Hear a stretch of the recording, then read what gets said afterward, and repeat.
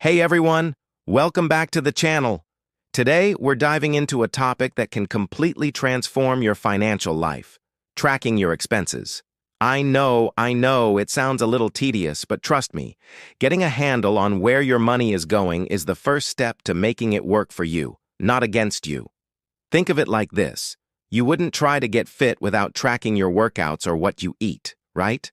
Well, your finances are no different. By the end of this video, you'll have 10 simple, actionable tips that will make tracking your spending feel less like a chore and more like a superpower. Let's get into it. First up, my number one tip is to use a budgeting app. We live in a digital age, so let's use the tools available. Apps like Winab, which stands for You Need a Budget, Mint, or Pocket Guard, are game changers. They sync directly with your bank accounts and credit cards, automatically categorizing your transactions. This gives you an instant, clear overview of your spending habits without you having to manually input every single coffee you buy. For example, you can see at a glance that you spent $200 on dining out last month. Seeing that number in black and white is often the wake-up call we need. These apps are designed to be user-friendly, and many of them are free, so there's really no excuse not to try one out. They do the heavy lifting for you, turning a mountain of receipts into easy-to-read charts and graphs. Tip number 2 is to record every single expense immediately, and I mean immediately. Just bought a pack of gum? Log it. Paid for parking? Log it. The moment the money leaves your hand or your account, take 10 seconds to record it. If you're using an app, this is super easy. If you're using a different method, which we'll get to, have it ready. Why is this so important? Because it's the small, forgotten purchases that add up and completely derail our budgets. It's the $5 latte here, the $10 lunch there. By logging them on the spot, you prevent memory lapses and build a powerful habit of spending awareness. You start to feel the financial impact of each purchase in real time, which naturally makes you a more conscious consumer. It's about building that muscle memory. Now for tip number 3, categorize your spending. It's not enough to just have a long list of transactions. You need to organize them. Break down your expenses into logical groups. You'll want the big, obvious ones like housing, groceries, and transportation. But also get more specific with categories like dining out, subscriptions, entertainment, personal care, and even a miscellaneous category for those one-off purchases. Why? Because categorization is how you find the leaks in your financial boat. You might think you're doing great, but when you see that your subscriptions category includes 5 different streaming services you barely use, you've just found an easy way to save money. This process helps you see exactly where your priorities are based on your spending and allows you to ask, does this align with my actual goals? Tip number 4 is a simple habit that pays huge dividends. Review your bank and credit card statements weekly. Don't wait until the end of the month. By then, it's too late to course correct, and the sheer volume of transactions can be overwhelming. Set aside just 10 to 15 minutes every Sunday evening, for example. Grab a cup of tea, log into your accounts, and just scan through the transactions from the past week. This helps you catch any fraudulent charges quickly, ensures all your spending has been categorized correctly in your app, and keeps your financial picture fresh in your mind.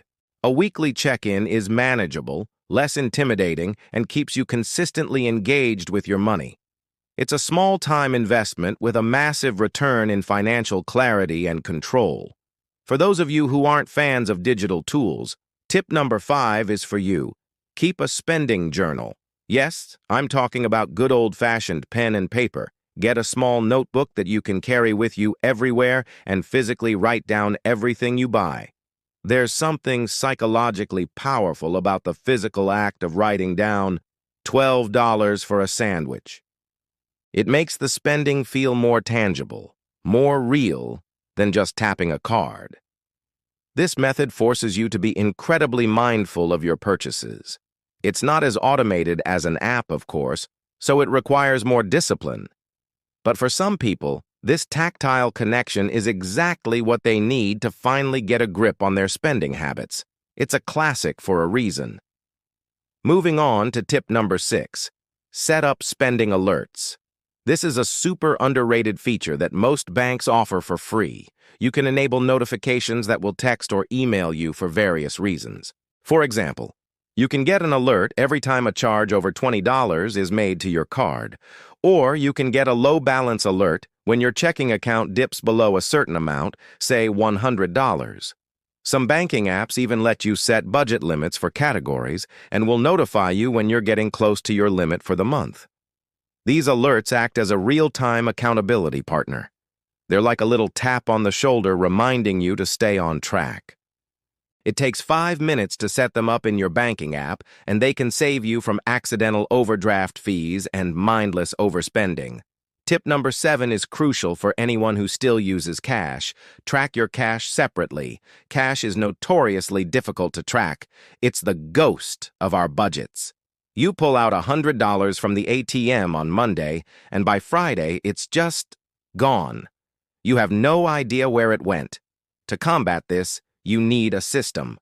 Every time you spend cash, make a note of it.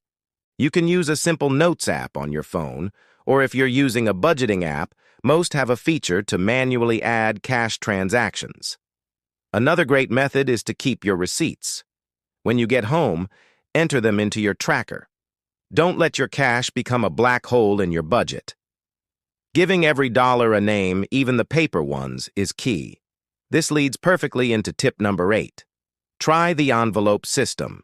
This is another classic physical method, and it's incredibly effective for controlling overspending in specific categories. Here's how it works. At the beginning of the month, you decide on your budget for variable spending categories like groceries, dining out, and entertainment. Then, you withdraw that amount in cash and divide it into labeled envelopes. So, you might have an envelope with $300 for groceries and one with $100 for fun. When you go to the store, you pay with cash from the groceries envelope. The rule is simple. When an envelope is empty, you are done spending in that category for the month. No exceptions. This system creates a hard stop, forcing you to be resourceful and stick to your plan. It's budgeting with guardrails. All right, tip number 9 is all about reflection. Analyze your monthly spending trends. Tracking your expenses is just data collection. The real magic happens when you analyze that data. At the end of each month, sit down and look at the big picture. Your budgeting app or spreadsheet should make this easy. Ask yourself a few key questions. Where did I overspend and why? Was it a one-time emergency or is this a recurring pattern? Where did I underspend? Maybe you can reallocate that surplus to a savings goal. What patterns are repeating? Maybe you notice you always spend more on takeout in the last week of the month. Use these insights to adjust your budget for the next month. Your budget isn't a static document. It's a living, breathing plan that should evolve as you learn more about your own habits. And finally, my 10th and possibly most powerful tip, automate your savings first. This is often called the pay yourself first method, and it flips the traditional budgeting script. Instead of spending all month and then trying to save whatever is left over, you do the opposite. The very day you get paid, set up an automatic transfer to move a predetermined amount of money from your checking account directly into your savings or investment accounts. By moving that money out of sight and out of mind, you're prioritizing your future goals.